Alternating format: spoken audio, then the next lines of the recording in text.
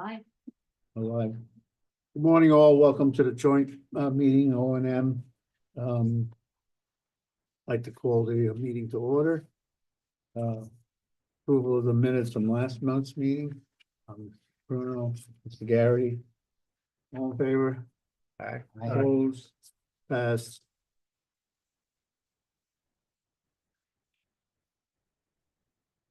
You want to take over the action then? Yep, I'll take over from here. So there's 3 action agenda items on here.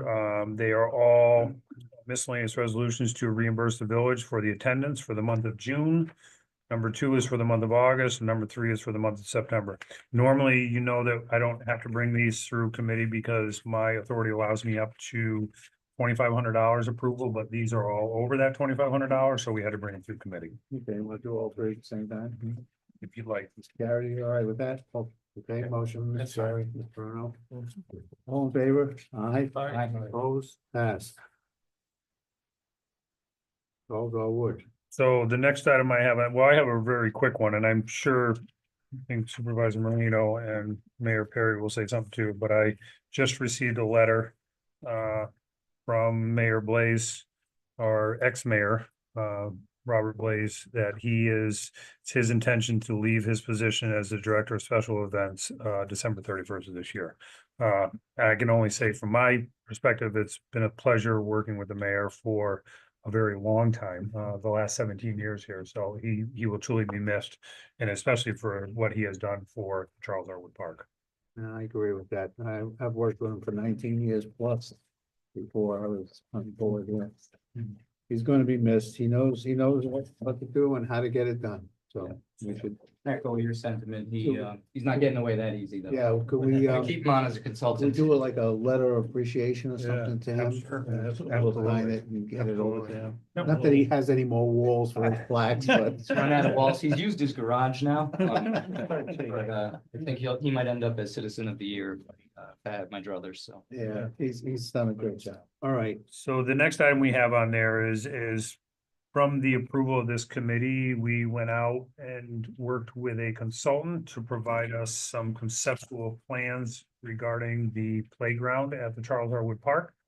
As you all are aware, we contracted with MJ Engineering to do this work. They are here today to present to us a couple different scenarios of what they came up with. They've been working back and forth with the mayor and I. And we've gone through concepts, made some changes to what they had originally presented. And these are basically the final 2 conceptual plans. You all are aware, and I can let Mayor Perry talk to this a little bit, is the funding for this eventually would be looked at to get from either the Wright Foundation or the Wood Foundation to help us to fund these upgrades to the playground. So unless the mayor has something to add, I was gonna say, well, who's happy? Happy is Charles Wood. Charles Wood. That's what his grandchildren called him. Thank you. So without further ado, if Chairman allow, I will turn it over to Yes. MJ. Okay, thanks, guys. Okay, thank you for the honor to share some of our conceptual plans with you this morning. My name is Josiah Simpson. I'm the managing landscape architect at MJ Engineering. I also have Carolyn Copenhagen here, landscape designer. We work together and she's worked very hard on preparing these materials. So we've been asked by the county and the village of Lake George to investigate the existing playground at the C.R. Wood Park and make some recommendations on how to upgrade the park. I'm going to walk you through some existing conditions, then show you the splash pad feature that we have a design for. And then we have 2 alternative concepts that I'll share with you that show the playground features. So to start with the existing playground, we're talking about the area, the strip, the back walkway behind the great oval in the middle of the park. This narrow, skinny area is where there's some naturalistic play features that you maybe are all familiar with. These there's not sure how old they are, maybe 10 years plus, 15 years. They've come to the end of their useful life, and they are Also, the original planting schemes have not kept up with what they were originally intended to be, mainly because they're too complicated to maintain. So we have looked at the existing features there. So if you go to the next slide, please. We looked at the things that are most popular, things that are worth salvaging, and some of the natural materials that could be repurposed for a new park. Some of these include the web, which is, or the spider's web, which is in the upper left. It's apparently one of the most popular features. However, it is decaying and has reached the end of its useful life. There's thin layers of wood chips, the center top photo representing that. Plantings have gone a little far because they're not low maintenance, they're pretty high maintenance, in fact. We did determine that the walkway is in very good condition, let alone a couple panels of sidewalk that might want to be replaced when there's an upgrade. But there's some major cost savings in reusing this walkway and putting play features on either side of it. There's even some reusable equipment like this standing xylophone that we can reintegrate into any new park design. In the lower right is the smaller circle, which is where we've identified the location for a splash pad. It's currently plumbed and has water service and sanitary service nearby. So it makes itself a good location for a water play feature. Josiah, if I could jump in real quick, Yes, just please. so as you're all aware, and I think it was 10 years ago, that we put the Charles R. Wood Park in place and incorporated this playground. A lot of the features that were put out there as part of the park back then were to mimic kind of the Adirondack. So we put a lot of wood features in. The problem with wood, as we all know, it deteriorates fairly quickly. So all the walking planks, the stepping stumps, pads that we had out there, we've had to remove a fair amount of those because of the damage that they have taken over the years. So hence the discussion of moving forward is making some changes to that. Yeah. And it's our intention to retain the original concept, which is have a playground that reflects the Adirondacks, is true to the place, but just upgrade it with more durable materials. And so if you go to the next page, we have the sort of a hand-drawn concept that we gave to the county and the village several months ago that identified locations of opportunity. In the upper left, there's a mound that was originally used for a slide. We thought that was a great idea to turn it into a slide hill. In the middle, we thought a play structure that emulates historic Fort William Henry would be a fun thing to do, both from a historic point of view, but also just it's fun to remember that kind of history. There's also a let's go area with swings, zip lines, spinners, more challenge play, things like that. We also recommend, because the spider web is such a popular item, upgrading it to a new web. So we identified a location for that. And then a so-called little village for children younger than 5, 2 to 5, where they can have smaller play equipment. This kind of thing is important because children's abilities to play in a larger 5 to 12 playground is limited. So to make a play area that's distinctly for younger kids makes a lot of sense. And then I mentioned already the splash pad area, which is the blue circle on the right. That's where it is intuitive to have a splash pad. So moving right into the good stuff, we'll start with the splash pad. Next page, please. And so this splash pad is by Water Play. And so what it shows is a repurposing of that concrete walkway circle, which is approximately 52 in diameter, and creating a tree bucket, water, boat, river experience that emulates the Adirondacks, the great outdoors, and even some of the marine activities that are common on Lake George. These features are designed to use as much water as is available. So it's approximately 186 gallons per minute. We believe that that amount of water is available at the site.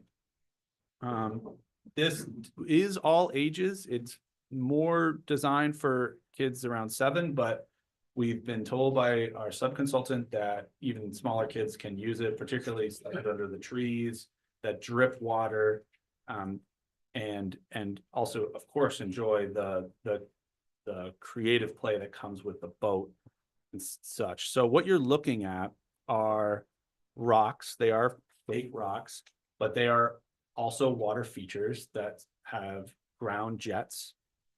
There's also water that shoots from jets built into the surfacing. The trees I already mentioned, which are like showers. There's a mister, which is the circular item in the middle of the so-called river. And then the boat also has a number of sprinklers. And if you look carefully, you'll see that there's 2 buttons on either side of the splash pad. Those activate different spray features of the splash pad. So the splash pad isn't running at all times. It's activated by the users on demand.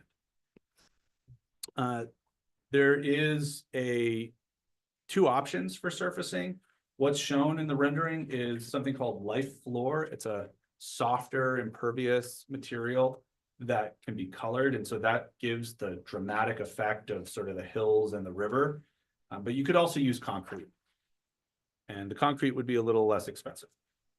But some of these refinements to the design will be a later phase. On the lower right, we have an opinion of cost from the consultant, and we modified this to include some site prep and other installation needs. This is an opinion of probable cost, so it's an order of magnitude. And so what we're showing is that for the equipment, it's somewhere around $170,000. For the site work and Life Floor, it's an additional $170,000. It would be $144,000 if you use concrete, for a grand total of approximately $340,000 for the full kit caboodle, and around $300,016 for just a concrete surface.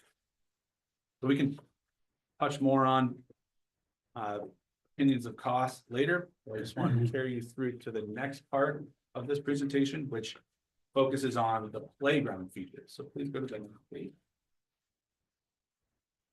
So we had 2 consultants give us 2 alternative designs, and we thought it was worthwhile to show both of these designs to the committees today, because they are very different, both in their thoughtfulness about what is being represented in terms of the story of the place. And so Compant, which is the consultant for this first alternative, has broken the playground area in the way that our concept, the hand drawing I showed you earlier, does, with a slide hill they call the embankment on the lower left, and a hammock area for lounging and seating, a custom fort or a play fort to emulate Fort William Henry, an obstacle course with zip lines, a new spider web, and what they call Storytown, which I think is a fabulous name, relevant here. And we'll dig into some of the details of each of these zones. And so embankment, slide, and hammock would use the existing knoll that's there on site. It would be modified to make the ascent safer, and include new slides. We have 3 slides shown so kids can race each other going down, and with a refinement and design, we can adjust how these slides interact with the hill, but this gives you the general idea. In the lower left, it shows how the ascent can include things like climbing ropes or handholds, things like that, to make sort of a fun, dynamic ascent, not just sort of a grassy walk up. And then the hammocks is actually an important place for some kids to play in a more social way and relax. So this kind of thing isn't actually, it's a very important aspect of play. It's just a place for respite. So we figured that hammocks could be a really nice way to allow for that. And these are not rope hammocks. They're a plastic and metal feature that can last for a very long time. It's much more durable than a wedding. And if you go to the next page, there is some renderings of the play fort. And what you see in green in that thumbnail sized image on the right, that green is something called a port in place rubber surfacing. It's a safety surfacing that's accessible. And so it follows the existing walkway there so that kids with mobility differences can use this feature, and also grandparents that may be watching some of these kids have a safer surface to walk upon. But the fort has all kinds of other really neat features. For instance, there's a tower that represents the fire of 1757, which occurred at the fort way back when. There's different things that represent canoes, surrender flags, cannons, things that you might find in a fort. And this is not meant to look like Fort William Henry. It is meant to be a conceptualization of it. The obstacle course is as shown in the lower portion. The image shows how kids might climb on it. This is really an exceptional piece of equipment for challenge play, balance, and all sorts of things. And it works for many age groups, particularly the 5 to 12. But this is an appropriate piece of equipment for this site, partly because of the site constraints, which is that what I mentioned before is that it's a long, narrow playground. And so it can't accommodate a sprawling, wide play structure. It has to be something that's a little bit more linear, which is what this is. And then part of that challenge course is a zip line. So there's this robust zip line that is actually accessible. Someone can ramp up and be harnessed in, hold on. Maybe it's really for the kids, but it is there to be inclusive. And then the next page shows a modernized spider web, which it looks like rope, but it's really a nylon metal composite. So it's highly durable, really strong, not very flexible. It'll last for a very long time. And then the next page shows a story town, which is meant to harken back a little bit to the Gaslight Village. It has some items that may be familiar from the amusement park, such as the train, the saloon, the zoo, and even some wigwams. And so these are all meant for kids that are much smaller. That's 2 to 5. And this area, as it is designed, has that port in place rubber safety surface. And the reason why I keep mentioning the port in place surface is because it is as great of a surfacing as it is expensive. And so it's likely one of those things that will get value engineered away if we're trying to meet a certain budget threshold. But just a simple breakdown of the price estimate provided by our sub-consultant is the equipment for ages 2 to 5 subtotals to $190,000. The 5 to 12 age range equipment is around $625,000. And surfacing shows $295,000, including material and installation. If you remove the port in place material, there would be a savings of $200,000. We would use an engineered wood fiber instead. The next concept, the following page, is by Landscape Structures. It looks a little different than the last one, just graphically. But it uses the similar organization that our concept prescribed, which is slide hill, a fort, a challenge course, and a tot lot or playground for small kids. Go to the next page.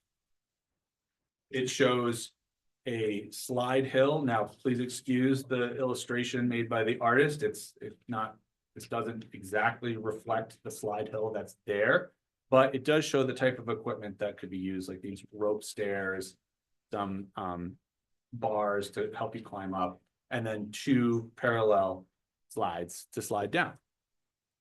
All this is either metal or a composite resin, recycled plastic. So that can last for many decades. The next page is very hard to read from far away, but it's showing the fort, which has is designed for accessibility. So you can get a wheelchair into most parts of this fort. It's showing on the left all the different play features that are integrated with it, which include things like STEM learning, balance, drama, etc. And I think the 3-dimensional images are most representational of what's possible with ladders, slides, and different turrets. Page. And then alongside that board is their rendition of the challenge course. This includes spinners, wobblers, swings, and climbing rope structures. They have an example of what they carry as a standard product as their spider web, which is shown in the upper right. That would be used as a replacement of the existing spider web. And then the lower left shows their zip line feature. You can also see where they're putting the port and plate material, a little bit more targeted towards the swings that are ADA accessible. So you can actually harness someone in who needs to be harnessed in. It's a little bit more of a conservative use of the port and place material. Anywhere that you see green, that represents the hip port in place. And the following page shows the Storytown toddler area.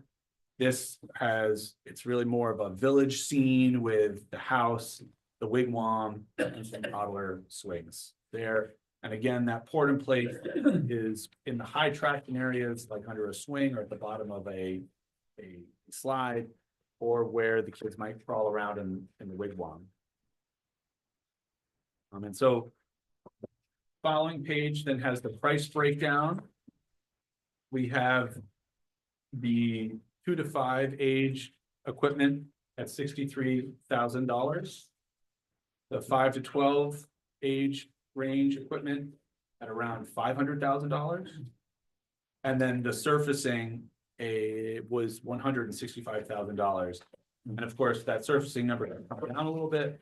As with last concept, surfacing can be reduced, play equipment can be reduced in order to value engineer. But what we're showing you is the grand vision of what's possible here. And then for comparison's sake, you go to the last slide, we break down the general opinion of probable cost between the 2 concepts. So if just you go for the full design, the compan playground would be $1,110,000. And then the full design for landscape structures would be $728,000 plus or minus. That includes installation, which is about 33% of the equipment cost, the surfacing, and the site work. And I'm sure you have a number of questions, which I'd like to open up to the group. Anybody? I just want to add real quick, Josiah, those last numbers that you presented there, that does not include the splash pad, correct? It does not include the splash Okay. pad. I just That- want everybody to make Thank you. them aware of that.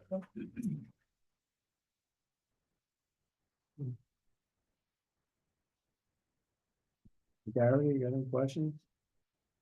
No, it's just a lot to take in. Yeah. How about anybody in the outer parts have any, while you're all looking at it? Go ahead, yeah. I know you've mentioned some aspects of that are ADA accessible. Yep. are, besides in the second concept, you mentioned swings. In the first concept, I think you only mentioned the ground surface is accessible for wheelchairs. I personally would love to see more accessibility, Sure. if possible, for disabled children. Definitely. So I will, just make more clear that the hammocks is accessible. The tot lot is all accessible, Okay, you know, in the first concept. okay, And then it's also, we can do another revision with the consultant, when we decide which consultant we may want, or what aspect of this playground we want to construct. We can tailor where that port in place happens, more strategically. So that it could go under the swings, it could go to some of these spinners and things. okay, Yes. great, thank you. Yep. So again, you know, this is a pretty high altitude concept in both cases. I mean, I've given you a lot of detail. All this is somewhat adjustable. You know, we can't get more room because there's a hillside and a performance area, but working within the conditions we have, there is still some flexibility.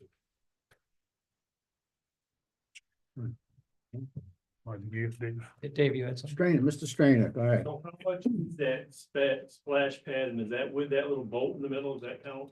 That counts. The little boat in the middle. Boat? Yeah. But yeah, Yep. I mean, that is the hook. I agree. I thought it was a nice. So, you know, so it's 300 and we'll call it's $342,000 for the splash pad with everything. And Now, then the water usage, is that like a recycle?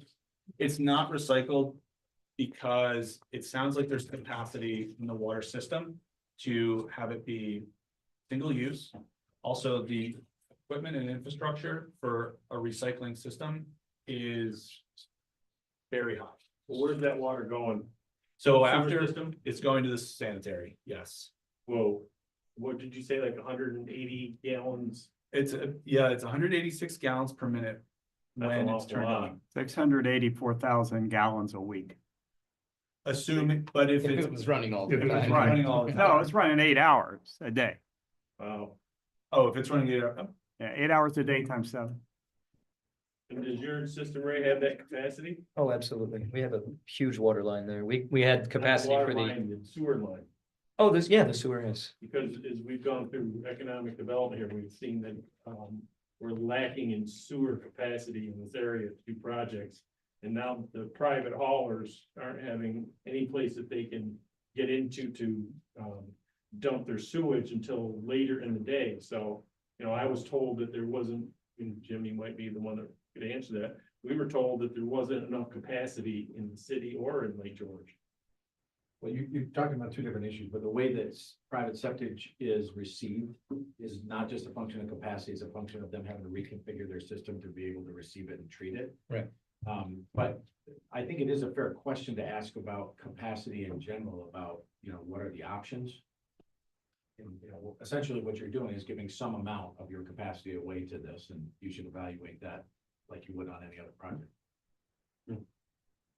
And if we could implement potentially, sorry, Mr. Bean, in the design, the potential for recycling to cut down on some of the waste, I would like to see if that's a possibility, but the sewer, we have plenty of capacity, septic is a different story. Mr. Bean, Where's the water coming from at 184 gallons per minute. per minute? Where's So, it coming from? so there's several water lines that are already there. So it's town water, It would be. village water? I think Kevin has the answer. Yeah, so there's a couple different water lines on that site. We put the one water line on that site for the fountain that the village has on the, I guess I want to say the west side of the site. And then there was another basically water line put in for the snowmaking that Ice Castles is gonna use. So we do have the water capacity there, and yes, it's village water. And the mayor just assured me that they wouldn't be charging us for any water usage during this, so. But now he's promising it. The wheels are turning.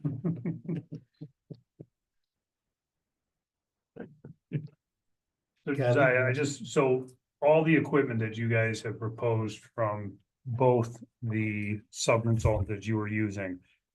even the rope walks and such, none of that is going to be material that is going to deteriorate similar to what we have there today, such as, I think you said the hammock and or not the hammock, the spider web and such was a Nylon metal. yeah, and that's what the rope walk and everything would be as well. Yep, yes, and so Pumpkin also gives a lifetime warranty on all of their equipment. And Landscape Structures has several decades warranty. I don't remember exactly what it is. But then it is, there's no natural materials. So a composite resin or recycled plastic, which is proven to be very durable, like Trex, right? So. Go ahead. The last thing I just wanted to add on is, again, this is not necessarily coming right now. If we move forward with either one of these concepts from county funding.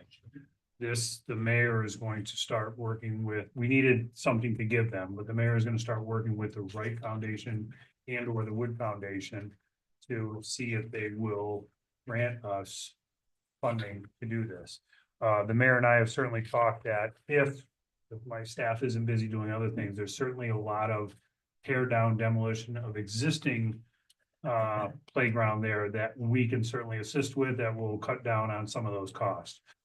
If it even came to pouring concrete pads, if I had enough staff to be able to do it, we could again do that in-house. But I'm just not sure, and it'll be dependent upon what either the Wright or Wood Foundation provide us. Right.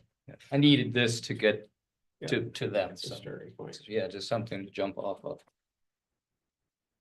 But it's Bruno. Bruno? Cause let me ask a couple questions. One, aren't a lot of areas getting, playgrounds, municipalities, getting away from the wood chip surfaces? They're using other rubberized surfaces, that sort of thing, for various reasons. There's several surfacing options that municipalities are using. Just straight wood chips is falling out of favor that maybe an arborist hauls in. There's actually a product called engineered wood fiber. And that is the most cost-effective surfacing. It is not accessible because it's soft and it gives. And it does have to be added to every couple of years, but it's about $4 a square foot, whereas the poured in place is about $28 a square foot. And that leads me to another question on the splash pad. The surfacing is, light floor or concrete. Is concrete suitable for that type of area where you have water and Yeah, slip? so in other splash pads that I've designed, like in the city of Albany, we've used concrete and we've put in a traction additive to it. So it's light on the feet. You can run around with wet feet on it without tearing them up, but it just gives you a little bit more traction. Thank you. That was a great sorry. Yeah, well, I think this is a great idea, and I think it'll be a big plus for Lake George. And as you know, we want to make Lake George family friendly, and doing a first class playground like you're proposing, I think is a big plus. And for example, if you go to Hubby Pond in the town of Queensbury, you'll see the artificial surface, non-concrete. The families love that surface because it's safer for the kids if they fall, and they do fall, and they do run, and they do trip. And it is less likely to cause any injury to the kids. But if you want to see an artificial surface, go to Hubby Pond. You'll be lucky to get in. It is very popular. So, yeah, just as an example. Thank you. All right, any other questions before there's a lot to absorb, as you know. And we'll have to sit down and look at it as we move forward. Yeah. Like Mr. Strauss said, it'll be a really great, either one of these in that park. And something that we're really looking forward to keep it family friendly and kids and everything else for the most part. And I think one or the other would really suit us well. Appreciate your time. Yeah, I was just gonna add on, Carolyn, I know you've been taking notes there, so I certainly, some of the ADA features that Supervisor Turner will talk about, we can, chat with you guys over the next several weeks to kind of finalize some of that and add that in there as well. Thank you both. Right, thank you all. How do we treat it? No, do you have to? All right, back to the meeting. We got any referral coming? No referral pending items. Privilege to the floor. Anybody in the audience want to make a comment on what Marco and It's holding time. I see none. All right, we need a motion to adjourn. Kevin? Bruno, Kevin? Okay. All in favor? Aye. We're